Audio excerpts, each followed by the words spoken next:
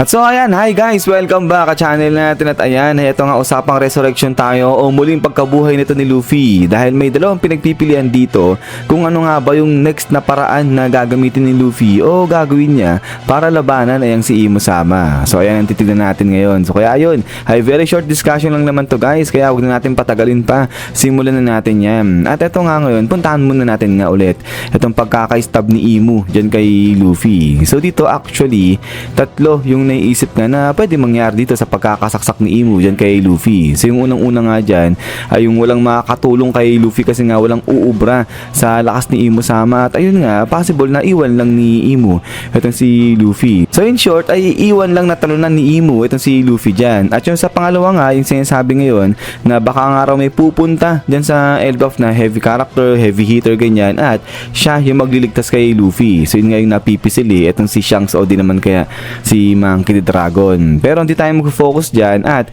dito tayo mag-focus ngayon yung sa pangatlo na pwedeng mangyari nga dyan. At ito, yung makakasurvive, mabubuhay itong si Luffy pagkatapos siyang saksakin ni Imo. So syempre, na-expect naman talaga natin na mabubuhay itong si Luffy dyan kahit nasaksakin siya kahit nga naantindi nung tama niya dyan kay Imo kasi siya nga yung bida rito. Pero yun yung tanong, ano yung next na mangyayari dito kay Luffy? Ano yung ma-attain niya sa pagkatalo niya dyan kay Imo? So now, ito nga yung sinasabi na yung mapapower up itong si Luffy at this time ay ma-awaken niya na ito yung kanyang true form na si Sangad Nika. At dito na nga papasok yung Gear 6 na tinatawag na Gear Death neto ni Luffy. Ito matagal-tagal na na pinag-uusapan niya na meron nga na Gear Death itong si Luffy. At ito ngayon, since na nasaksak nga siya ni Imo Sama, parang dito na nga raw magti-trigger itong pang-anim na gear ni Luffy. At ayan yung gagamitin ni Luffy para labanan si Imo Sama. So dito ox naman yan, pero kasi yung karamihan na isip dyan,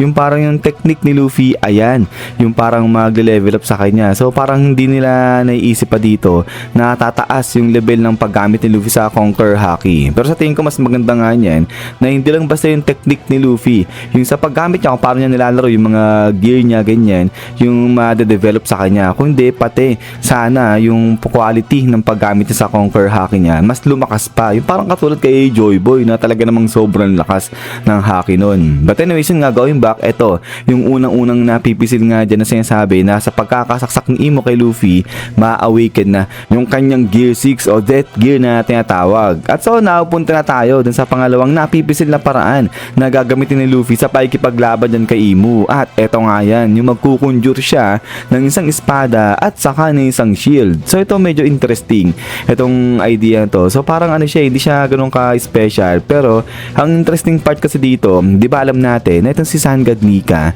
ay nung pinakita yan ni Oda, ayan may hawak siyang shield at saka isang espada. So now itong si Luffy, oo, nagiging nag-ano nga siyang tatransform siya into Sangad Nika. Pero hindi pa natin nakikita itong si Luffy na gumamit ng espada at saka nga ng shield. So unang-una kasi pwede, kaya hindi gumagamit ng mga ganyang sandata si Luffy kasi di ba parang wala namang interest si Luffy sa mga ganyang bagay. So nakita natin gumamit ng espada itong si Luffy dun sa may Wano arc pa pero parang naglalaro-laro lang itong si Luffy nung gumagamit nga siya nung katana at saka parang natuwa lang siya dun sa katana kaya niya ginamit yun. Pero yun, makikita natin na sa pakikipaglaban parang walang interest talaga na gumamit na kahit na anong sandata itong si Luffy. So purong lakas lang talaga siya mano-mano kumbaga. Pero yun nga ang punto rito, once na gumamit na ng espada at saka ng shield itong si Luffy ay dito na. Diyan na nga raw masabi na eto na talaga yung tunay na Sangad Nika. At baka nga raw ma-replica pa ni Luffy kung paano lumaban itong si Sangad Nika. Pero ayun, ay marami pa rin nag-underestimate dyan syempre na ayun nga, parang ano bang magiging ambag ng sandata ni Luffy sa pakikipaglaban kay Imo. Sobrang lakas nga ni Imo at ayun nga, espada, shield, parang walang talab yan. Pero yung iba, yung sinasabi rito, since nag-Diyos nga itong si Luffy, Sangad Nika nga siya yung ikukonjure ni Luffy dyan, hindi na siya basta-basta sandata. So parang katulad dun sa mga nilalabas ni Imo ng mga sandata na talaga namang sobrang lakas doon at ayun nga talagang napuruhan pa itong si Luffy at saka nga si Loki nung tamaan sila ng mga gamit na sandata ni Imu. So somehow ganyan din yung sinasabi na ilalabas ni Luffy na sandata. Hindi lang siya yung basta kung puchu-puchu lang na espada at saka puchu-puchu na shield. So kaya ayan yung interesting part dito. At ito ay since na usapang kunjur-kunjur lang naman, ay balikan natin yung dating tanong kay Oda. So matagal na to sa SBS at ito nga yung katanungan nga dyan. Ito nakalagay Q1.